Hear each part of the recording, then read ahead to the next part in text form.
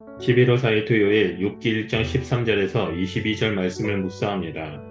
본문은 욥에게 어떤 고난이 닥쳤으며 그 고난에 대해 욥이 어떻게 반응했는가를 보여줍니다. 인간의 이해 영역을 벗어난 천상의 회의에서 욥의 고난이 결정되었습니다.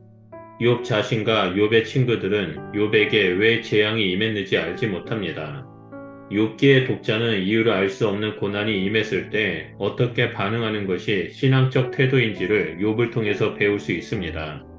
욥에게 고난이 닥치기 전의 상황을 욥의 자녀들이 맏아들의 집에서 먹고 마시는 장면으로 시작합니다. 소와 나귀는 평소와 다름없이 일을 하고 풀을 먹고 있었습니다. 어떤 불행한 일이 닥칠 것이라고는 전혀 예상할 수 없는 상황이 배경으로 묘사되고 있습니다.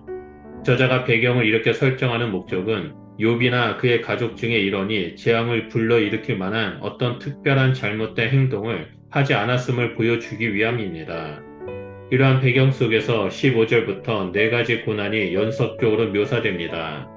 그가 아직 말하는 동안에 또 한 사람이 와서 나만 홀로 피하였으므로 주인께 아래로 왔나이다. 이러한 동일한 표현의 반복은 재앙들이 동시다발적으로 이루어졌다라는 것을 나타냅니다.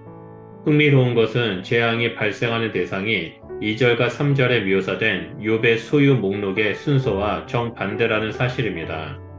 하나님께서는 욥에게 허락한 소유 순서를 나열할 때 10명의 자녀와 양, 낙타, 소, 나귀, 그리고 종들로 가치에 따라 순서를 기록했습니다. 욥에게 있어서 가장 중요한 것은 자녀들이었으며 그 다음에 소중한 것이 양, 낙타, 소, 나귀 순서였습니다. 하지만 재앙이 묘사된 순서는 역순으로 맨 처음에는 소, 나귀, 그 다음에 양과 낙타, 그 후에 자녀들의 순서로 재앙이 임합니다.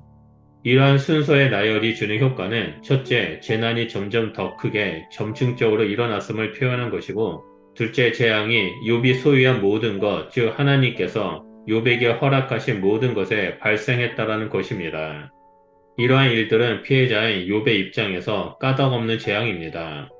두 번째와 네 번째 재앙은 하나님의 불과 큰 바람으로 인한 것입니다.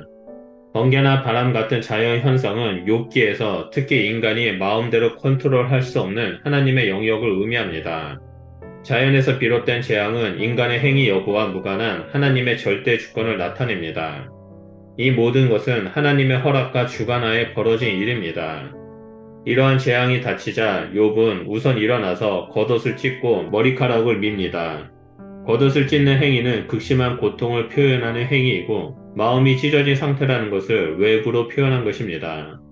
야곱이 요셉이 죽었다라고 생각했을 때 그리고 사울과 요나단, 아브넬, 아들 압살롬이 죽었을 때 다윗도 소중한 사람을 잃은 깊은 슬픔을 겉옷을 찢으며 표현했습니다.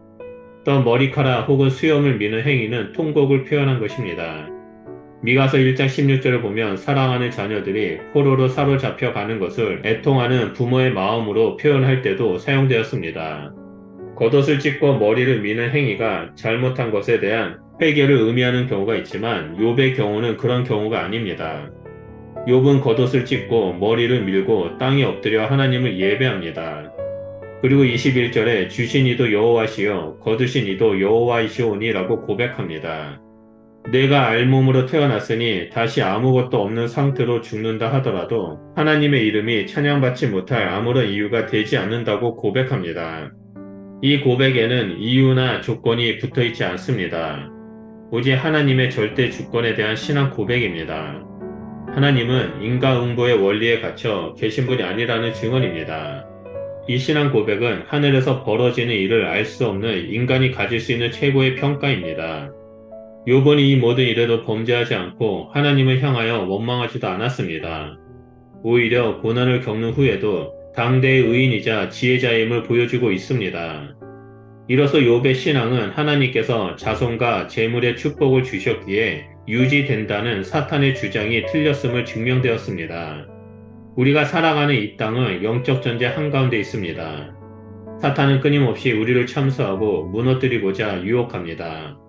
또한 이 땅에서 살아갈 때 때로는 이해하지 못할 고난과 어려움이 다가와 슬픔과 아픔을 경험할 수 있습니다. 그때마다 우리는 더더욱 깨어 있어서 사탄의 예상과는 달리 하나님을 예배하고 찬양하는 자가 되어야만 합니다.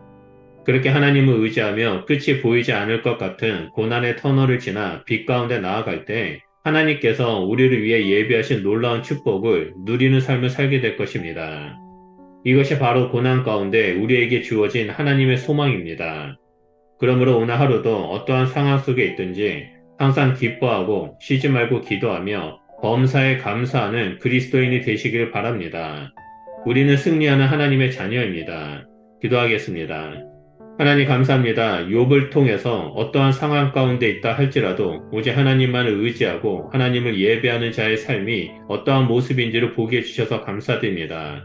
우리가 이 땅에서 살아갈 때 수많은 일들이 있고 또 수많은 상황이 몰아친다 할지라도 우리가 낭망하지 아니하고 오직 하나님 앞에 머물며 하나님을 예배하겠습니다. 그럴 때마다 하나님 우리의 찬양과 예배, 우리의 신앙 고백을 받아주시고 우리의 발걸음에 힘이 되어 주셔서 빛을 향해 나아가는 주의 백성이 될 수 있도록 인도하여 주시옵소서. 그래서 오직 주님과 동행하는 삶을 살며 하나님께서 형통케 하시는 축복을 누리는 자가 될 수 있도록 함께하여 주시옵소서. 우리와 함께 해주심을 감사드리며 예수 그리스도 이름으로 기도드립니다. 아멘.